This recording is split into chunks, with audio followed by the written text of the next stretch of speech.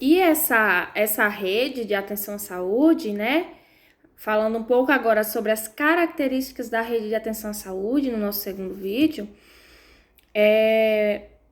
vem trazendo forte a formação das relações horizontais, né? Para daquelas relações que tudo é jogado daqui de cima para quem está aqui embaixo, sem considerar a diversidade. Vem trazendo como uma característica principal a atenção primária à saúde como um centro de comunicação, como um esquema de referência e de contrarreferência. O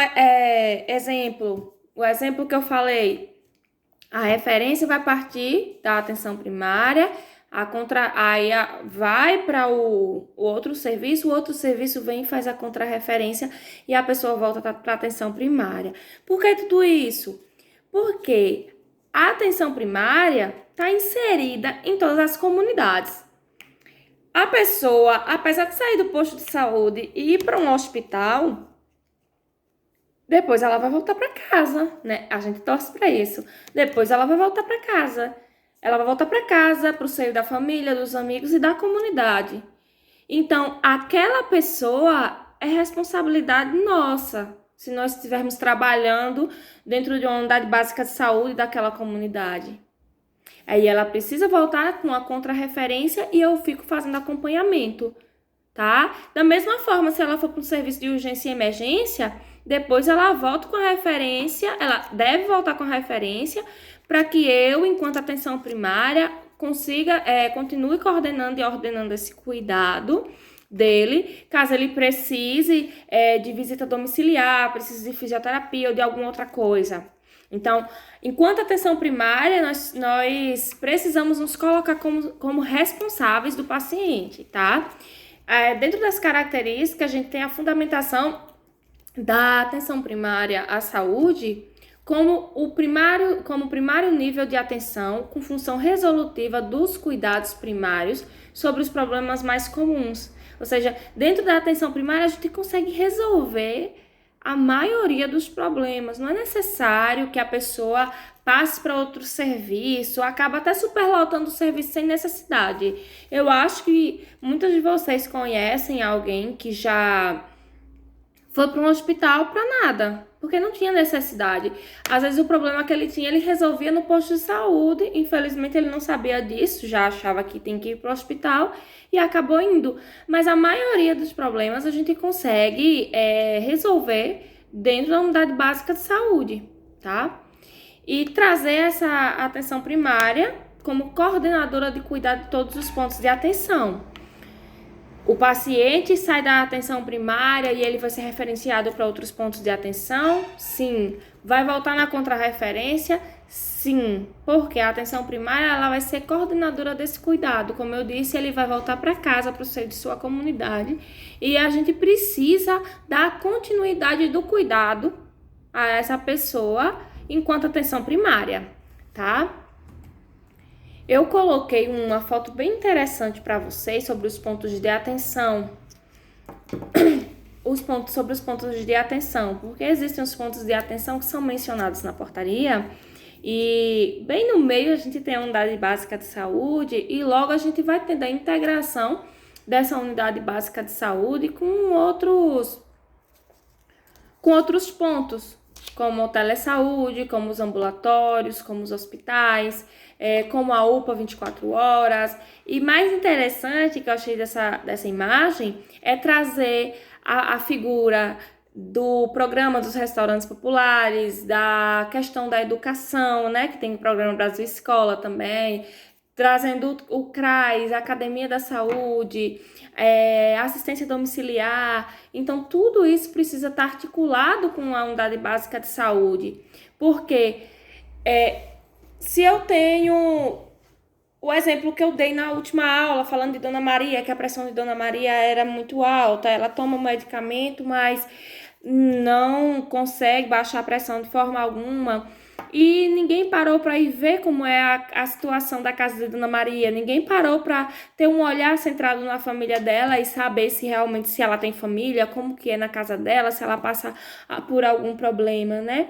E aí, digamos que você Você conhece Dona Maria e você fala assim: não, vamos fazer uma visita. Você conversa com a equipe inteira, todo mundo entra num acordo e aí vão fazer a visita à Dona Maria. Quando chegam lá, descobre que o filho de Dona Maria é um usuário de drogas. E ele, sendo usuário de drogas, sai praticamente todas as noites e só chega durante o dia e às vezes chega agoniado, muitas vezes pega as coisas dentro de casa para vender, para poder fazer a compra, né, da droga e tudo. E por isso Dona Maria não consegue baixar a pressão. A gente pode articular uma atenção social para essa família com o CRAS, né? Que já é o Centro de Referência de Assistência Social, e também com o próprio CAPS AD, né? Que é a questão do álcool e outras drogas. Então, a gente também pode fazer, junto com a equipe, essa referência. E aí, nós vamos conseguir os contatos e vamos saber qual a forma, né? Porque existem os sistemas logísticos, sistemas de regulação, e isso a gente só aprende, de fato, quando a gente chega no serviço. Porque eu não vou conseguir mostrar isso para vocês aqui na prática, porque são sistemas que são abertos através de senhas, ou então algumas outras formas que existem dentro do serviço, que o serviço acaba se reinventando para conseguir contemplar os princípios do SUS. A gente só vai sabendo assim de uma forma como a portaria prevê. Mas na vida real, talvez a gente use outras estratégias, tá certo?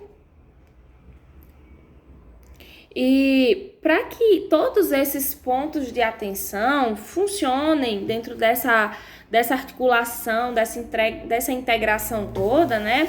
É necessário que a gente entenda uma coisa também, que os pontos de atenção, apesar de serem diferentes nas densidades tecnológicas, eles são igualmente importantes, tá? Todos são importantes porque a gente está falando de proteção de saúde. E aí, como eu disse anteriormente, para que esses mecanismos eles sejam respeitados, ou para que esses pontos de atenção consigam fazer da forma correta e assegurar esse compromisso com a melhora da saúde da população, fazendo a integração e articulação das redes do ponto de atenção, foram criados mecanismos formais para o funcionamento das redes. Por quê? A gente não pode ter só palavras jogadas ao vento, né? Porque não funciona. Não funciona. Tudo precisa ser bem estabelecido, registrado, documentado. Todo mundo dizer, o meu compromisso vai ser esse, o seu compromisso é aquele. E a gente estabelecer de uma forma muito clara as responsabilidades de cada um. Porque se todo mundo concordou com aquilo ali, então todo mundo tem que pegar para si a responsabilidade, né? E aí para isso existem a contratualização e os contratos de gestão. E o objetivo dessa contratualização e desse contrato de gestão, que é feito entre os entes reguladores, financiadores e os prestadores de saúde, o objetivo desses contratos é melhorar o nível da saúde da população, responder com efetividade às necessidades em saúde, obter um efetivo e rigoroso controle sobre o crescimento das despesas, né? Alcançar uma eficiência gestora no uso dos recursos escassos, ou seja, eu consegui utilizar bem os recursos que eu tenho, porque os recursos já são poucos, então se eu não souber utilizar vai ficar pior ainda, correto? Disponibilizar em tempo útil a informação de produção, financiamento, desempenho, qualidade e acesso de forma a garantir adequados níveis de informação ao cidadão. E aí, esses contratos de gestão e essa contratualização são bem interessantes. É o que a gente conhece como os consórcios também, né? Os consórcios intermunicipais. É necessário, primeiro, toda uma organização para que essa contratualização seja feita. Por quê? As contratualizações e os contratos são modos de pactuação de uma demanda tanto quantitativa quanto qualitativa, tá? E dentro desses contratos precisa ter muito bem definido, muito claro, as responsabilidades de cada um, certo? As responsabilidades, os objetivos de desempenho, né? Incluindo os objetivos sanitários e os econômicos também, certo? E precisa ter uma fixação de critérios e instrumentos de acompanhamento, avaliação, resultado, metas, indicadores bem definidos. Não deixar, nada pode ser solto, então fica tudo muito bem amarradinho. É feita uma reunião com as pessoas que precisam dos serviços, no caso são os gestores, a gente não entra nisso aí, são os gestores da saúde, vai ser feita essas reuniões e eles vão ver quais os serviços são necessários, vão conversar tudo bem direitinho para tentar organizar. Aí a gente vai falar sobre isso já já, tá? Porque para atingir os objetivos, esses contratos, eles vão adotar 3 áreas de aplicação, certo? Que são os cuidados primários, a atenção especializada, que entra a ambulatorial e hospitalar, e os cuidados de urgência e de emergência, tá? Então, tudo que foi feito por esse contrato vão ser aplicados nessas 3 áreas, certo? Lembrando que a atenção primária à saúde é a coordenadora e ordenadora do cuidado, certo? E a gente tem alguns fundamentos para que essa contratualização ocorra. Dentro desses fundamentos, a gente cita a lógica fundamental na organização, porque tem que existir uma lógica quando a gente faz alguma organização, né? As coisas não podem ficar soltas. Uma integração vertical e horizontal, os processos de substituição, a região de saúde ou abrangência e os níveis de atenção, certo? E aí a gente vai falar um pouquinho sobre cada um desses fundamentos para que fique um pouco mais claro para vocês, né? Dentro da lógica fundamental na organização, a gente vem trazendo uma economia de escala. São tópicos que precisam ser observados para que essa organização tenha uma lógica. Dentro dessa economia de escala, eu coloquei a seguinte descrição: quando os custos médios de longo prazo diminuem à medida que aumenta os volumes das atividades. Mas como é isso? Que negócio estranho. É um pouco complicadinho de entender mesmo, mas é assim. Quando determinadas atividades são feitas de forma recorrente, a resolutividade vai aumentar, né? O problema daquelas pessoas vai ser resolvido e elas não vão mais voltar para o serviço. E aí, de certa forma, a gente gera uma economia. Um exemplo bem interessante para vocês. A policlínica. Como seria essa economia de escala, citando a policlínica? Existe uma policlínica em cada município daqui? Não, não existe. A policlínica está centrada em Senhor do Bonfim, que é considerada microrregião. A policlínica está aqui. Os outros municípios fazem uso do serviço da policlínica. Tudo o que eles precisam, eles encaminham para cá. Lembra que eu falei que os gestores se reúnem para falar sobre? Nessas reuniões, eles começam a pactuar a quantidade de vagas. Ponto Novo diz na reunião: olha, no ano passado, eu precisei pactuar com Juazeiro 50 tomografias. Então, eu vou aumentar mais 10 esse ano e vou pactuar com vocês 60 tomografias. Aquilo fica acordado no contrato entre Ponto Novo e Senhor do Bonfim, que a Policlínica do Senhor do Bonfim vai precisar oferecer para Ponto Novo, para a saúde de Ponto Novo, 60 tomografias durante aquele ano. Tá? Tudo isso fica no contrato da gestão. Ela precisa de 60 tomografias, de 10 ressonâncias e de 300 raios-x. Vai ficar tudo estabelecido no contrato. E o contrato é enviado, fica tudo documentado e as vagas ficam aqui. Sempre que Ponto Novo precisar, Ponto Novo vai enviar, vai entrar em contato para tentar cumprir toda a vaga. Quando o financiamento vier para Ponto Novo, que o financiamento vai para Ponto Novo, Ponto Novo repassa para Senhor do Bonfim, tá certo? Então, são algumas... É uma logística um pouco mais intensa, que vocês precisam saber mesmo de uma forma superficial, tá? E bem interessante. Essa economia de escala vai gerar algo muito bom. Por quê? Se tivesse uma policlínica em cada um desses municípios, imagina o gasto que seria para o Estado. Então, fica melhor pensar numa lógica e trazer aquele serviço para um local central, onde todos venham ter o acesso de uma forma fácil, né?